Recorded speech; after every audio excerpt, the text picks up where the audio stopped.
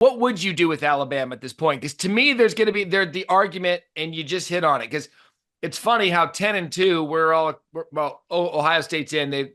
Okay, but why? I'm not saying they shouldn't be, but then you can't use the same logic for them and be like, oh, Miami 10-2, they're out.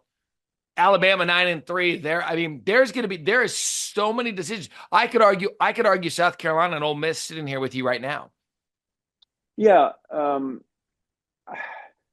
I really don't. I was vacillating as I watched Clemson. That South Carolina belongs in, but then you start thinking about South Carolina's loss.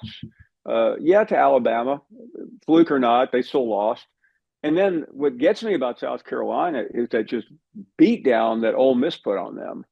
And I know it was weeks and weeks ago, but it's hard to square. And yeah, and Matt, I don't have a good answer for you today. I'm gravitating a little bit back toward Alabama because I know they're capable of beating good teams, and Sure. I would rather put in a flawed team that can beat a good team like Georgia than just put somebody in because they have a win over the number 23 team in the country. So here's what we know. We know Iowa State and Arizona State are playing for the Big 12 championship. Go Devils. If you're a friend of the program here, the Matt Barrie Show presented by Allstate, you know that story to me is near and dear because it's my alma mater. Stunning.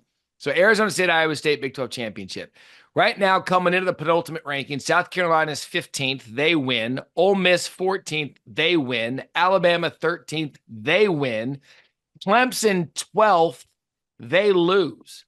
Boise State, UNLV, winner of that's making the college football playoff. Say that thing 5 times. Indiana beat down at Purdue, no surprise. SMU sitting ninth. They get the win against Cal.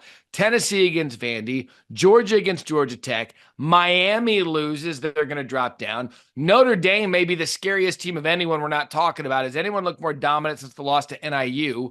Penn State, they get the win. Texas, they get the win. Ohio State loses, and Oregon, the only unbeaten team. And Paul, here's why we did this, right?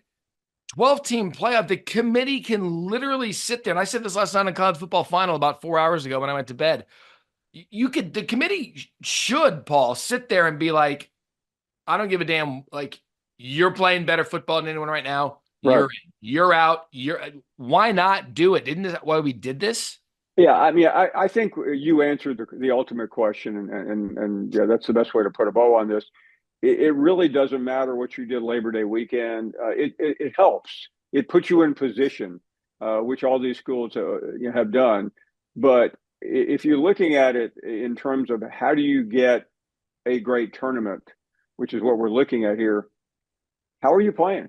Are you South Carolina is one of the most consistent teams in the country right now. Is that enough to get you over the fact that they got destroyed at home by one of the other teams who was trying to get in?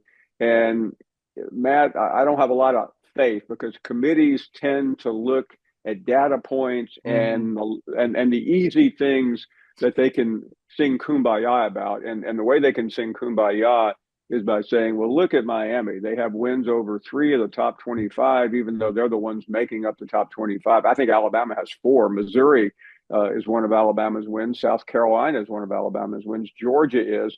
So do you weigh the wins versus the losses? Do you look at when it is? And I think you just have to find. And what they will do, I'm convinced, they'll find some common ground because guess what? They're a committee. 2 things left. I know you got to do Sports Center. I got to hop to the airport. I'll get you out of here. 1, SEC, 6 teams in the top 15. There's 6 of them now. And that's Georgia, Tennessee, Texas, Alabama, Ole Miss, South Carolina. Paul, of those 6, how many do you believe the league is getting in?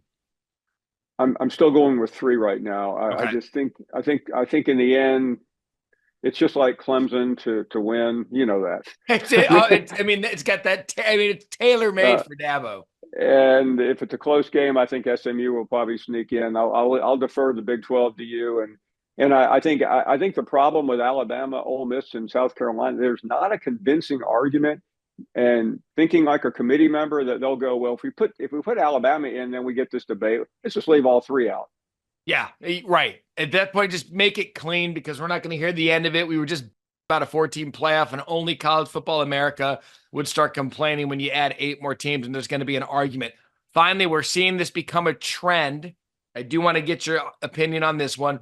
Florida State finishes the season 2-10. That is the second worst game drop-off from the prior year in the AP poll era, which I believe is 1936-ish. It is that bad. The big story coming into yesterday, Gus Malzahn resigns at UCF to announce that he's going to become the offensive coordinator at Florida State. Your thoughts on that one? Here's a guy who played for a national championship 11 years ago as the head coach against who? Florida State. He was the Auburn head coach. He was the offensive coordinator when they won the title with Cam Newton. I think he looked at it and said, you know what, we went 4-8. I'm going to get fired next year. I've got years left of my career without the pressure. He's made a lot of money. Remember, he got about a $19 million payoff from Auburn. And why deal with it? And, maybe in the back of his mind, is he thinking, I go there and do a good job and they fire Norvell and move me up? I mean, I don't know. I don't think so. I think Gus Malzahn is the head coach. But it's just he took a look at what Chip Kelly did and said, that guy's got a better lifestyle right now. He's got all the money he needs. I'm going to do the same thing. Oops, and then Ohio State loses. Maybe being the offensive coordinator of a team that they're going to ID and be like, hey, you're going to take over for the head coach when we fire him is not the best idea. But I said this yesterday. Sometimes we'll give ourselves credit for something we say early in the day. I would like to read you this, Paul, in closing as we get ready to head to championship weekend and go to various parts of our country. My tweet on the Twitter before the day started, I said, happy college football regular season finale Saturday. Here are my bullet points. 1, the overtime rules are awful. That was from Georgia Tech because it's true. 2, see above. 3, there will be chaos. 4, something unexpected will happen today, the Malzahn thing, leading to something unexpected happening tomorrow, which is now today. I did this at 7:38 a.m. I still believe by the time we get to next week, something unexpected will happen in the world in college football that we don't see coming. Nick Saban's returning. Anyway, you're right, Matt.